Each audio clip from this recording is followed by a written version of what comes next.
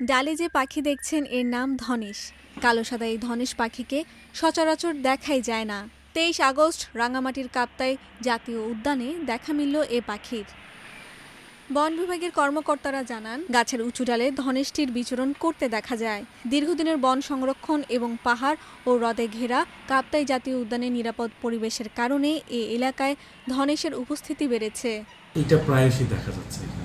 মানে এটা এখানে আগে থেকে এখানে এটা ছিল, আবাসস্থলটা ছিল, যদিও বিভিন্ন কারণে মানুষের ইন্টারফারেন্সের কারণে আমাদের কাপ্তাই ন্যাশনাল পার্কের বেশ কিছু ক্ষতি হয়েছে, সেটা ট্র্যাক করা হয়েছে। তারপরেও আসার বিষয় হলো যে আমরা প্রায়শই এই ধনেশ পাখি আমাদের বিশেষ করে ব্যাংসুরি বিটের বনাঞ্চলে, তারপরে কাপ্তাই মুখ বিটের বনাঞ্চলে আমরা এটা প্রায়শই দেখি।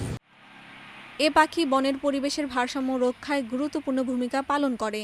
ডুমুর সহ বিভিন্ন ফলের বীজ বনের মধ্যে ছড়িয়ে দেয়।